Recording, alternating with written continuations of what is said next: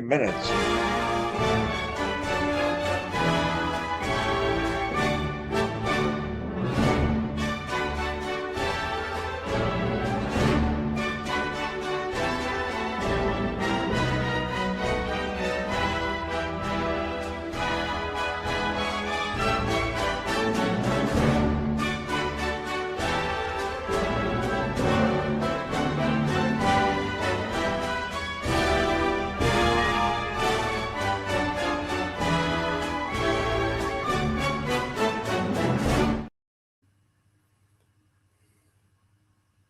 Welcome to Sunday Night Guardians. That's Bill Petrella. I'm Roger for Chicago Falls.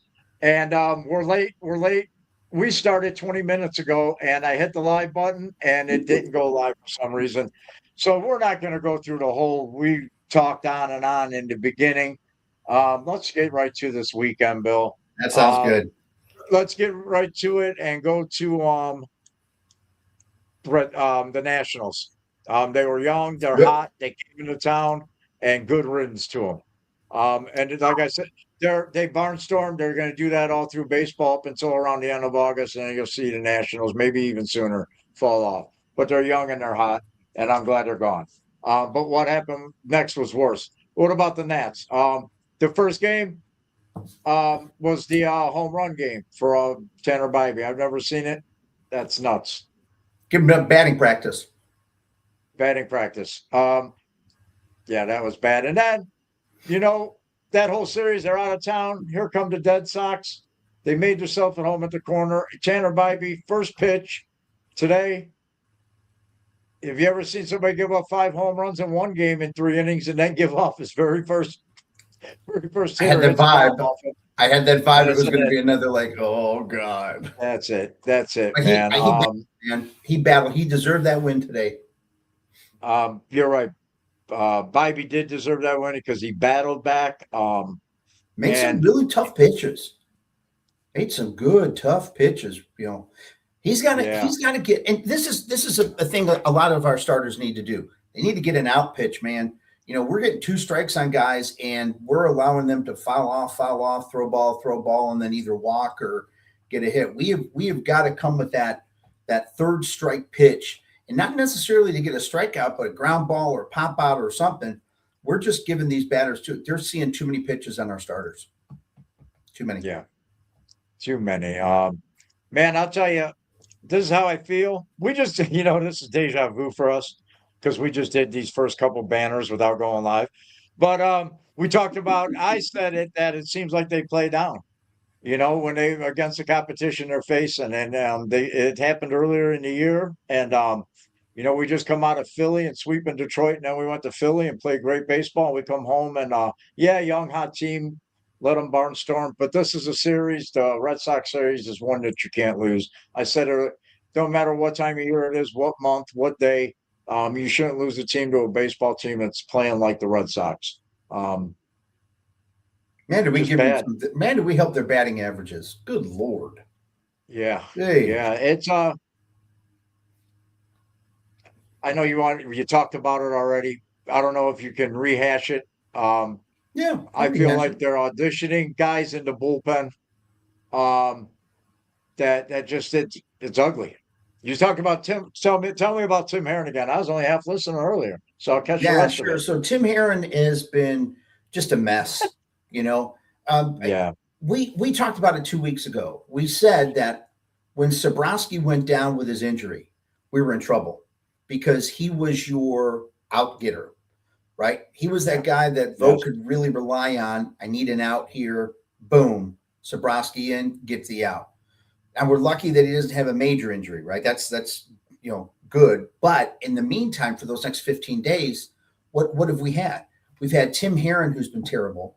Matt Festa, who I am close to just saying this team needs to either tell Vogt, don't pitch him anymore, or we just need to give him his unconditional release because this is ridiculous. It's nice to have Hunter, but Tim Herron, all of his numbers this year are worse than last year. So he is trending in the wrong direction, right? He's trending in the wrong direction with the number of strikeouts per 9 innings. That's going down. Should be going up.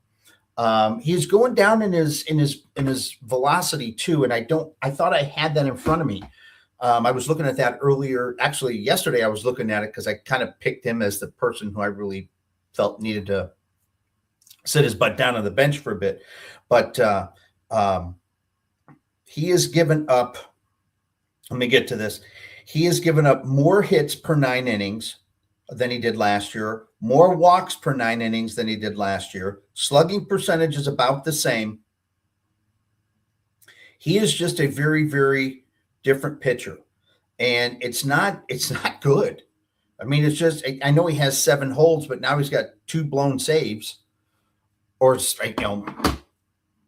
yeah, I guess we'll call it two blown saves. Just Yeah. he had an opportunity today, and it's just, and I felt bad because I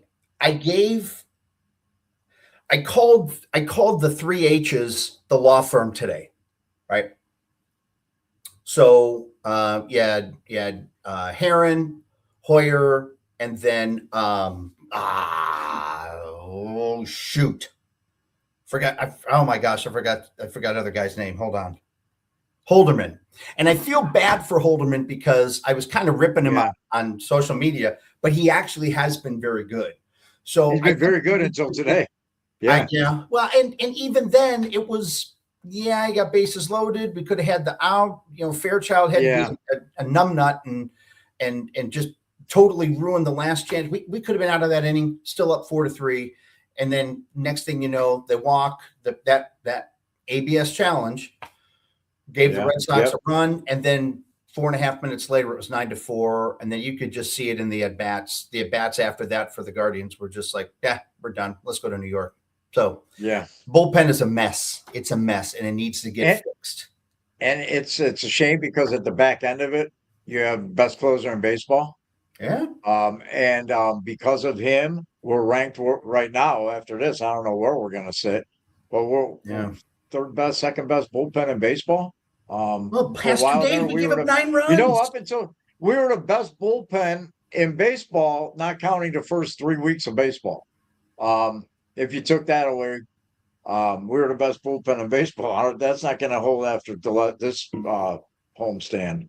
Our bullpen gave up 12 runs in the past 2 games, right? Because Messick gave up 3 on Saturday, and Bybee gave up 3 today. I mean, They went 5 and 6. They went 5 and 6. Would I like to see Parker go 6 innings? Yeah, but I'm sure Vogt thought that the Red Sox kind of maybe found something out with him, didn't want him to go through another time on him. I thought Bybee did a great job to get through, what he could. And yet here we are. We see a bullpen that gives up 12 runs in 2 days. Just brutal. Yeah, and you should win. You got to win baseball games where you hand the bullpen over, score. Where your starters do that, and especially if you're playing the Guardians brand of baseball. It's working the counts, getting on base, walking. We're tops in baseball and walks. And small ball and playing defense. And now you see today sloppy baseball. All weekend is sloppy baseball. And those are the cornerstones of what we do. And part of that is a bullpen. And what it says is, if you really want to play your brand of baseball and you want to contend this year, you need to start going shopping. And because I don't know how much help is down in the minors to come up and execute at this level right away. You know what I mean? You don't do that to any kids. I don't think it's we've been trying it and it's not working so far. No. And July, the trade deadline can't get here fast enough, and that don't need to come. It's time to maybe show up the bullpen.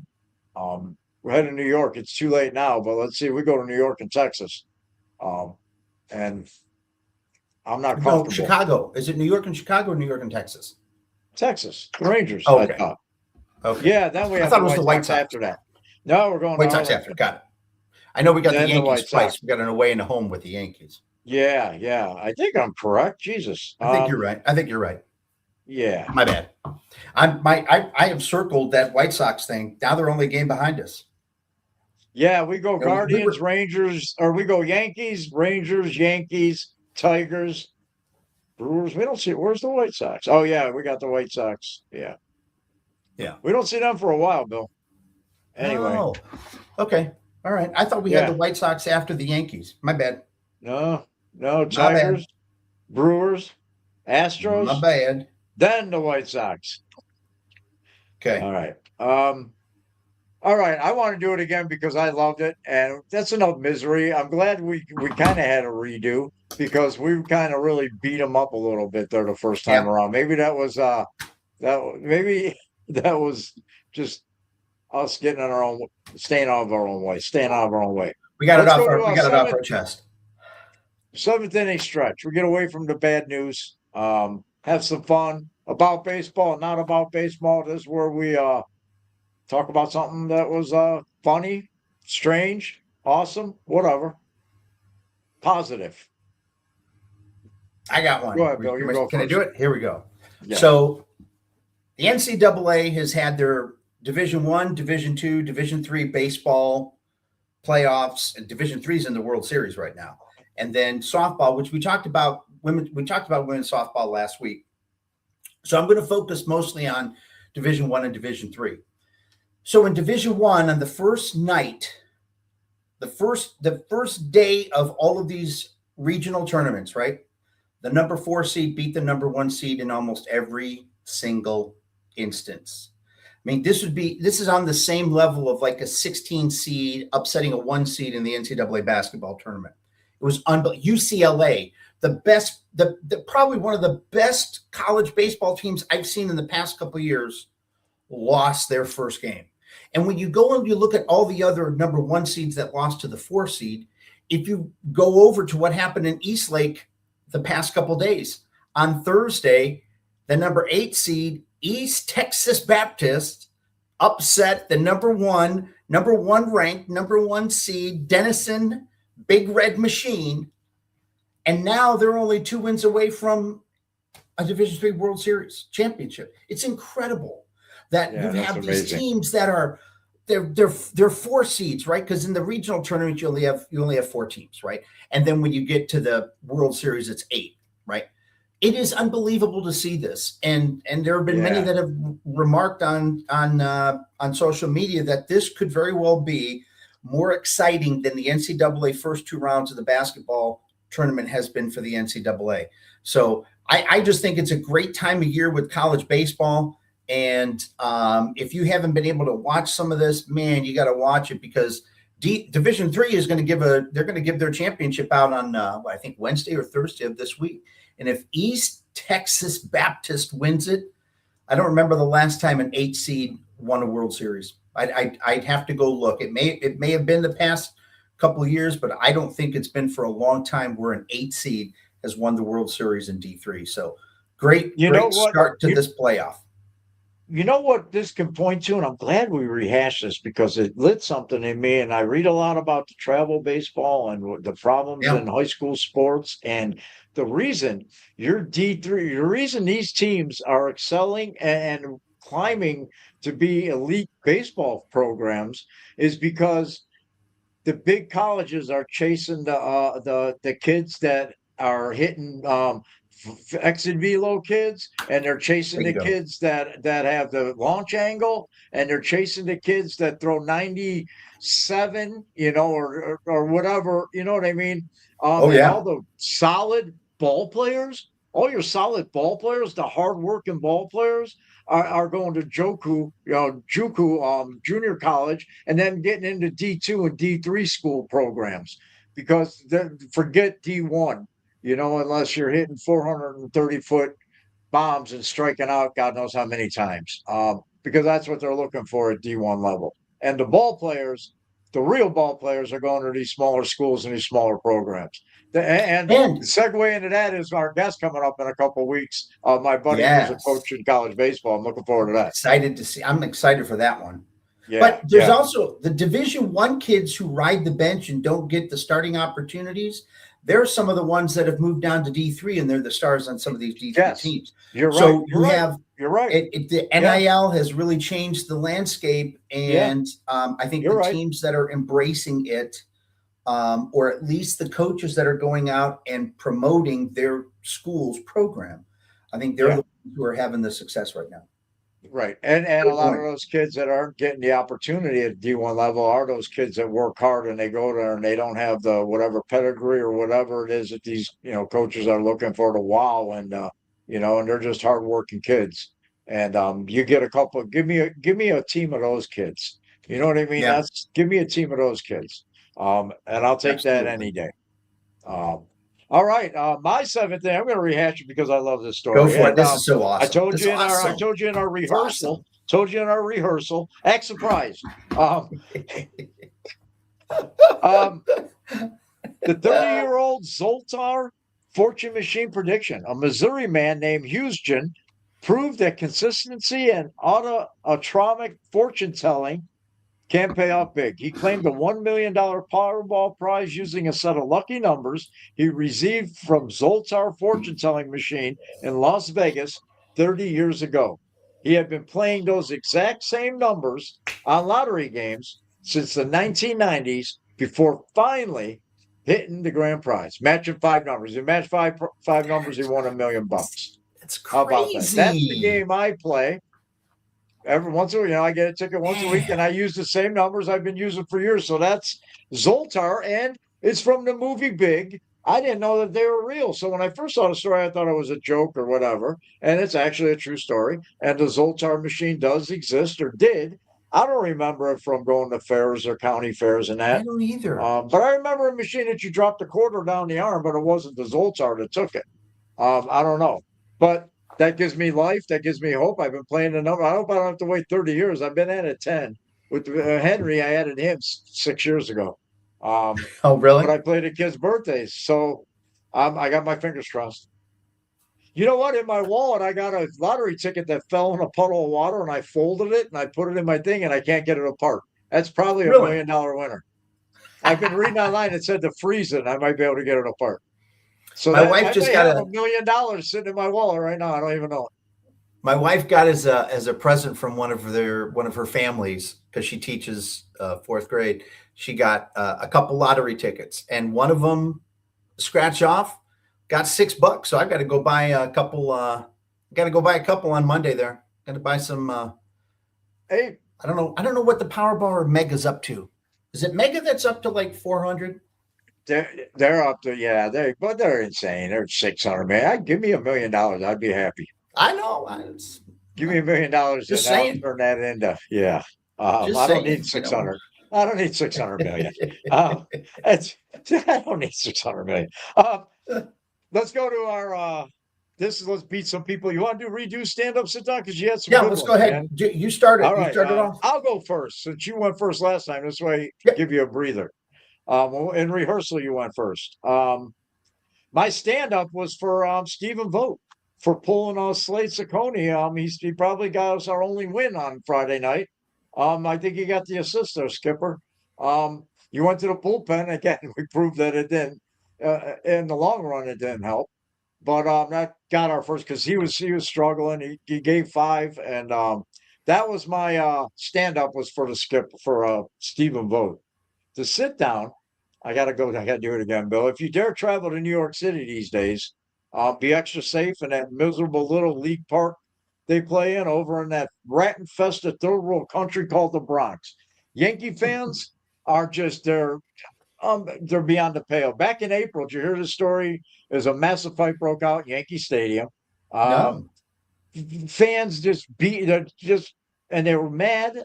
They were mad and crying because they were getting their ass handed to them by the Angels. So they started beating up on Angel fans that were in town. Guy in a Garrett Cole jersey throwing right hooks everywhere. Jeez. It was just some guy stomping on people's heads, and it's just ugly. Just if you're going to the Bronx, take mace, take take a bullhorn, yell for police. They might not come and help you, but yeah, stay safe if you're going to this series in New York. I was treated with better respect at the Red Sox when I went to see the Red Sox way back when. They were great. I was donned in all my well, at the time, my Indian stuff, and so were my boys. And my brother-in-law had his Cincinnati Red stuff on, even though we were going in there to watch the Red Sox. and they were great. The fans were wonderful. They're like, "Oh, hey, it's the first time you're ever here." I'm like, "Yeah, first time ever here. I smell beer coming up here, and beer and piss. Is that what it's normally like?" They said, "Oh yeah, when it rains, it smells like beer and piss all throughout the park." I'm like, "Okay, great." But at Yeah. least at Boston, and at least at Fenway, you treat it with. They may give you like ribby and stuff. They're not going to stomp on your head. That at the Yankees fans, I will never go see a game in Yankee Stadium ever. That's going to be one place I No, I don't wouldn't go. go there either. Yeah. No, Boston fans, they seem like they're good baseball fans. Yeah. You know? All right, here's Field of Dreams. We're gonna switch it up. This is where we talk about at the lower levels. We talked a little college ball already. But we go all the way down to I talk about Little League. I had a T-ball story lined up for next week. Tune Go in for it. Go ahead. Go. What do you got? You got something? Okay. I do. So I don't know why Stuart Fairchild was brought up to this club. I have no idea why. Right. I mean, when you sit here and you look at who is having some really good seasons, if you're looking for an outfielder to come up to fill in the place for Stephen Kwan, who, hopefully everything's okay. But, I think we all agree that this is a rough time for him. But I don't know why Khalil Watson didn't get a look-see. I mean, here's his last 10 games, right? Just to give you an idea, he is averaging at least a hit a game. He's had 2 games in which he's had 2 hits or more. On the 29th, he went 3 for 6. He had 2 RBIs with a home run. He's getting on base. I mean, I'm sitting here looking, and I can see one time against Toledo, he scored a run. He struck out twice. I mean, his average is 258. His slugging percentage is around 500 right now. You know what? If you're looking to bring somebody up, why did you have to bring up Fairchild? I would have loved to have seen Watson. Again, this club seems to have this absolute hatred to start the clock on some of these younger kids. But if you're going to bring up somebody, how did Fairchild get there? Right? I really think Watson deserved a chance as an outfielder. Maybe there's something we don't know, but all I can say is the last 10 games for this kid, he's been pretty solid. So my hat's off to him and then the Clippers too, because I know it's hard when you see all those guys moving up and coming down and moving up and coming down. I'd like to see more Watson. He's an interesting prospect. I don't know if he's going to be an answer anytime. I think that. Yeah, man, I'm agree with you because when I started looking for, for Field of Dream, when I started looking for it, I saw his name, and then you know what it says to me is they played ball together. It's some nepotism with Vogt. These are guys that it's kind of like the Hedges thing, which worked out. Yeah. He played ball with Fairchild, I guess, from what didn't he? He was. There's something. There's something crazy. I think he came up through the A's when he was there. But I think it's a little bit of nepotism. I think it's maybe the front office saying, "All right, we're gonna give your guy a shot here because June's coming." And then everybody knows the second week of June is when things start happening. I see people on X losing their mind about even with our bullpen. Like I said earlier with the tryouts, first, second week of June, what's that date that they have that comes up when they start making the roster moves to protect guys for Rule 5 and things like that? There's a date right before the draft, right? Yeah. It's right before the draft, I think. Yeah, right? yeah. So that's when they start making moves. You see, like when they bring veterans in, they give you until the end of May, beginning of June, and they set you free, that's traditionally when it happens. But I saw that, and I think it's the first thing popped into my head, and I heard Hamilton talking about it at some point this weekend. That Fairchild, probably Friday when he got called up, that him and Vogt have a relationship. He played ball with him. Yeah, well, that you remember it is. He's just 4 years removed from playing, right? Yeah. And so was Holderman too, right? He's the same way. He's had two arm surgeries, I think Holderman has.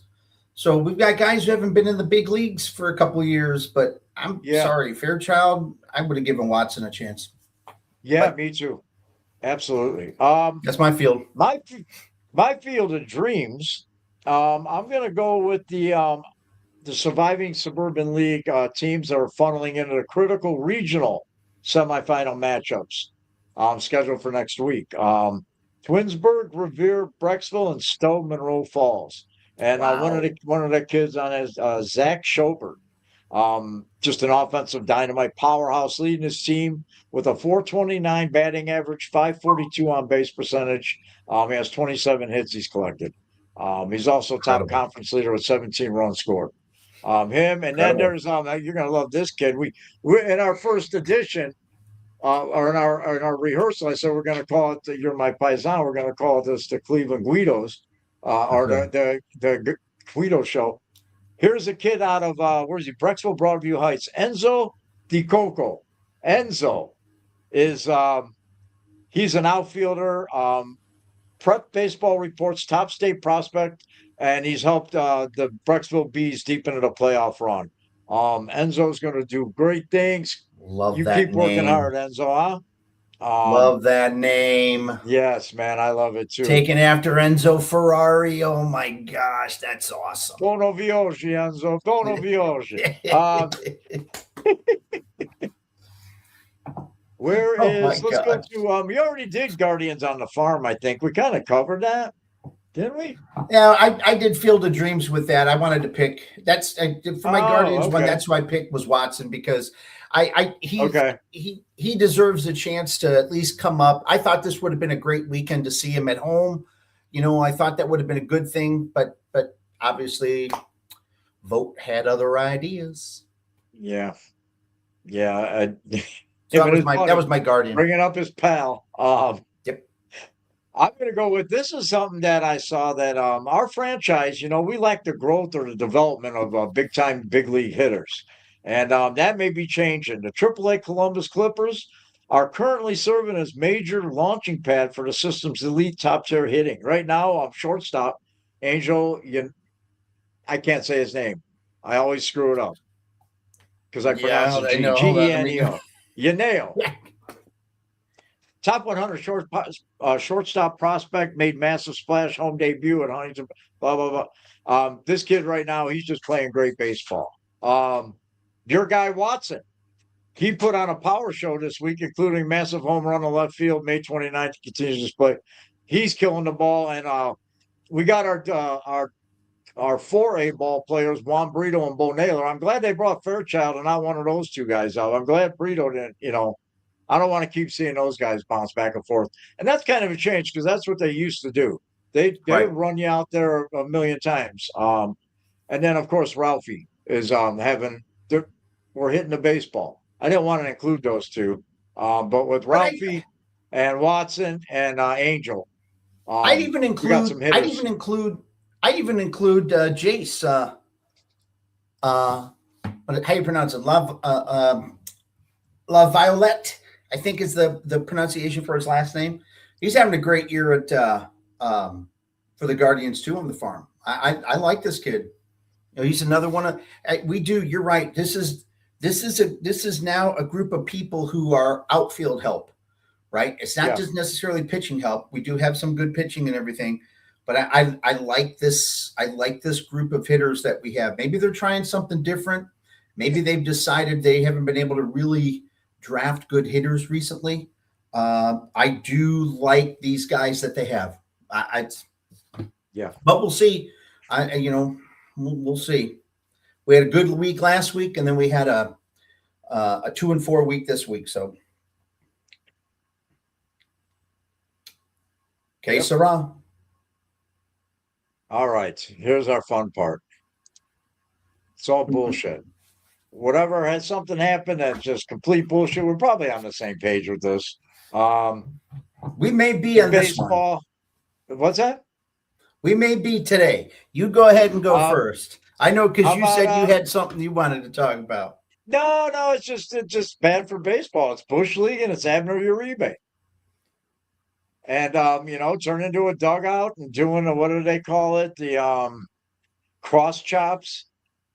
It's juvenile. It's those are football antics. You know what I mean? That stuff you see on football fields, and respect the game of baseball. Baseball is played with class, some decorum. It's played hard, but it's played by gentlemen. Have some class, man. The bat flips get crazy too, but that's what it is. Lord, it's That's nuts. on the pitcher. Um, I don't know. They do this because they no longer have to stand in a batter's box. Yeah. If they had to stand in a batter's box, I don't think they'd be doing this. I don't think Abner would be doing that. It's bad for baseball. It's bad for kids seeing it. It's like the pitching coach. We didn't talk about it, but the pitching coach had his own son throw into the dugout. It's deplorable. It's That maybe was not at that insane. level, but this is where those people learn that stuff is disrespect for the game in any manner. And it continues. All right. I've got so I don't know what's going on here. You know, I all right, let me start all over again. So this has been a bad week or a good week for the umpires, how you want to look at it. Whether it be in major league or whether it be in minor league or whether it be even in the NCAA baseball tournament. I had a kid in my class who was one of the top referees in the state of Ohio. He has done Division III football, Division I football. He, in 2021, he did one of the bowl games. His dad is in the Hall of Fame for officials, Ohio High School. His name is Lee Barlow.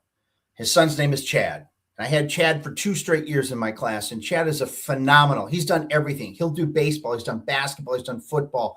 The kid is just unbelievable. One of the things that his dad taught, because I went to listen to him a long, long time ago, is that umpires are supposed to be reasonable. They're supposed to be the one who is trying to have conversations and keep both sides engaged, but also to be fair, right? So you saw a couple instances in the NCAA tournaments where the umpires felt the game was about them and they wanted to make it about them. And they were throwing out the Virginia coach when all that he did was ask a question. And there was no discussion. There was nothing. Just boom, threw him out. And maybe ABS is impacting that. Right. I think there are some referees who are like, oh, please, may God, I hope I get this right. I hope I got it right. Versus some referees are like, I don't give a crap if I didn't get it right. If you're going to change it, fine, change it. I'm still going to be who I am. I don't know. I know when I used to do sports and I used to coach, and a lot of times we have the meeting before, and the referee would gather both of the coaches over and he would explain what was going on. And he's like, you guys have questions or something to me? Let's wait till a timeout. Don't do it during the middle of the game. I'll be more than happy to talk to you. At halftime, he would go talk to the parents. It was great. It was just that open communication, the dialogue. And maybe the ABS system is to a point right now where the umpires feel that they can do anything. And really, the big thing was Friday night, where a I keep saying it, but it was a batter clock violation, which really was kind of strange because the batter and the pitcher both weren't exactly set yet. But the game ended on that, and Florida State lost, and they're gone. Their season was over because of a pitch clock violation of the batter. But it could have easily been fixed by the umpire to just say, hey, wait a minute, hold on. We got a little problem here. I don't see that happening. So there's not this, I don't see the respect that the referees and the umps are given to the coaches. I do see, like you said, a lot of these kids are just trying to showboat and everything else. And you know what? If you showboat and a referee wants to throw you out for that, I'm okay for that. That'll be a tough lesson for you to learn. But if you are making it about yourself and you don't have that conversation in advance with the kids to say, look, if you're going to showboat at any time, I'm going to toss you, right? And if you say that from the beginning of the game, like if you meet in the dugout with NC State and you say, guys, if at any time you bat flip and you say F you to the pitcher or anything like that, you're gone. I'm not even going to give you a warning. As long as that conversation is happening, I'm okay. But I don't think it's happening. I really don't. So my all bullshit is the way the umpires are dealing with things. I think we got a problem on our hands with ABS, and I think Major League Baseball and even NCAA not sure how to handle it. In fact, you had an instance where the ABS totally screwed it up. They totally screwed up I saw that. That was Saturday night, right? And Yeah. and couldn't you just say like, okay, you know what, ABS got it wrong. Let's just go from there. That definitely, it's weird. There seems to be the lack of respect and the conversation that when I was a coach, I used to have with the referees. When I was walking the sidelines for soccer, and I would say some things to one of the assistant referees on the side, and he's like, "Hey, this is what I saw." Great. I just want to make sure that you see that and you're consistent with it. But I've always had a good rapport with the refs and the umpires because I had to umpire bases for Little League, and I tell you, man, I tried as much as possible to make sure for the kids, I'd say, this is why you were out, or this is why he was safe, and explain what happened so that it doesn't happen again. And I've been sworn at by coaches and stuff like that. And I'm like, you know what? There's something going on. I don't know what it is, Roger. And it could be because of ABS, or it could just be these refs want to make it about themselves. I don't know. It's my ABS. Now you put a camera on them. You put a camera on a lot of them. And then you put them under the microscope. But they're a part of the game, but they're not the game. They're not a deciding factor in the game, right. And they shouldn't be. They shouldn't insert themselves into a drama of the game. If it comes to them and somebody's screaming in their face, every right I think that's what's missing in baseball is you don't see guys getting run no more, as much. Arguing, whatever. That's fine. They come out and bring it to you, then I was all for still, running somebody. But you don't start the problems. And that's the problem. It seems like, they're making it about them. Yeah. All right. Next is these two road series are just what we need. We are 17-14 at home. And we are 17-13 on the road. We're great on the road. The problem is we're playing like we're on the road at home, and playing 500 ball at home. Above 500, 548 at home, 567 on the road. So maybe these road series is just what we need, and we're going to play a little better baseball team than the Yankees for sure. So get your mace. We're headed to the Bronx. F the Yankees. Bill, what do you got on the Yankees? Jesus. I hate them. They're regular season Yankees. This is what's so hard for me. My favorite player growing up, I can give you the litany list of all the Indians players that I love. But there were two players that I loved that I would pay money to watch. One was Pete Rose, and the other was Thurman Munson. I loved Thurman Munson. I thought Thurman Munson was one of the best catchers I'd ever seen, and Johnny Bench was one of the best I'd ever seen. I think we got lucky in the 70s to see two of the greatest catchers of our lifetime, right? And although I wasn't a big Yankees fan, I was a Thurman Munson fan, right? Yeah. So what I'd like to see happen is I'd like to start seeing us dominate this Yankee ball club. I'd like to see it like it's the 80s where the Yankees had Don Mattingly and nothing else. Right? Yeah. Or the mid 90s when we were dominating the Yankees. I want us to get back to that. And so it'll be very interesting to see with the kids, with DeLauder and Bazana and Rocchio. I'm going to, and I guess Angel's going to be okay for Tuesday, which is great. I'm going to be very interested to see how the young pups do. But I do think we need to get David Fry in that lineup. And I don't want to see Kyle at all in the lineup unless he's got a pinch hit. I want to see David Fry at first base or Rhys Hoskins at first base. I want us to go with veterans heading to Yankee Stadium, guys who've been there, guys who've been in the playoffs, guys who've had playoff success. That's who I want. I want this Yankee series. I want to win. I want to take all three against the Yankees. And I don't know if it can happen because their pitching staff, their starting pitching staff right now, outstanding. Bullpen, kind of like ours. If you're going to get to the Yankees, you got to get to their bullpen. Yeah. But their starters are just too good. And they just broke out of a slump. They were in a little Yes, slump. they And I did. was watching, and I was like, "All right, man, stay slumping until we get there. Until we leave town." Um, Yeah. so yeah, you got to go to New York. It's a measuring stick game, series. Let's see where we're at in June, first week of Yep. June. Let's see where we're at before they start shaking up rosters. And then it's off to Arlington to play in their $1.2 billion giant air conditioner. You see that building? Yep. Yeah. Yeah. Big, giant. It looks like ductwork. Um, we're going there. That's Jimmy World.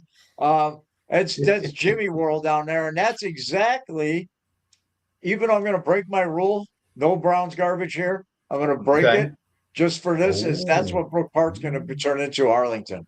Yeah, It's there's a Brook possibility Park. right there. The city of Brook Park is going to be like the city of Arlington. It's going to be Jimmy Haslam's playground. He's going to be the mayor of Brook Yeah. Park someday. You know, We that's got all right. I to get it. go there, and they're under 500, 27-31. Yeah, but they're in yeah, third but place. they in the won West. today, so they're 28-31. Oh, So okay. They won today. Look, Yeah. they're all these teams that we're playing. They're only within 2 or 3 games of 500. And with our 2-4 record this past week, we've allowed the White Sox to catch up to us. Like, good God, man, come on, They're a game back now. Yeah. I know. We need another 4-2 week. We need to take both of these series 2-1. 3-0 would be great, but we need to take them 2-1. Their pitching is some of the best in baseball, but they're struggling offensively. They're not hitting the baseball. So you get to their bullpen, even their bullpen though. They're starting to play better baseball in Arlington. Yep. So hopefully they play to the talent like they did in Philly, and they go in and they give the Yankees and the Rangers a good series, good road trip. They're better on the road. They're a better baseball team on the road, kind of like Boston, not to the degree, but they're a better road team right now. Yep. Well, Bill, we did it, a show and a half. At our beginning, you know what? That was one of my cleanest openings ever. Oh, it was good. We were so good. I didn't say once. Andy drinks we got a drinking game on Dog Chuck for every time. Oh, you're kidding. Every time somebody says no, well, for me, I got a drink. He'll count them on here, and then I got a drink on the Dog Chuck for all those times I say, not counting when I'm doing something like this. Andy will charge me for these. And it's my cleanest one yet. Oh, well. You got any final thoughts? We just kind of gave them. Go take care of business. Go play baseball. Yeah, really, that's it. Let's start. I mean, I know it's a long season, but there are certain times in the season that you look at a series and you go, let's win this thing, right? I think the Yankees one is a big one. I think you need to go into there and you need to show the Yankees. I don't care if you're in second place, right? We need to get into there and we need to play well. And I hope the kids play well. I really do. But it's another big week for these guys, right? I mean, I know they're going to be having a little bit easier schedule coming up here in a little bit, but there's no easy thing. I mean, no, we have to get our job done against the Yankees. Stop playing sloppy, start playing better. And maybe we should both next week, if he doesn't start hitting, maybe we need to make him part of our sit down deal. And maybe we should tick off the guy and then have him get mad at us. And if that's going to stir this team on, then so be it. We need him badly. He needs to be Jose, and he's just not. And you can see it's frustrating. He's frustrated. Yeah. And I've read something that it's really not as bad as it looks on the surface with him. He's not getting anything to hit. They're pitching around him. He's seeing balls in the strike zones, like 42% of the pitches. They're not giving him anything to hit. They're attacking him. They're willing to put him on base or make him swing out of frustration at bad pitching. So on the surface, it looks like Jose's really struggling, but underneath, there's a lot of things going on. I didn't save it. I was gonna save it, but I didn't know where to drop it. I didn't want to beat up on Jose while the rest of the team got beat up tonight. But yeah, he's got to shape up a little bit. Well, that's our show for tonight. Watch Dog Chug on Wednesday nights at 9:30. Bill's going to come join us here soon. I don't know. I don't plan that show until this one's over with. So I'll start working on Dog Chug tomorrow. I'm sure we'll do something. Okay. But from me, from Bill, Guardians, take care of business on the road. Absolutely. Go Guards. Go Guards. Have a great week, everybody. Well, I'm empty. I got to get used to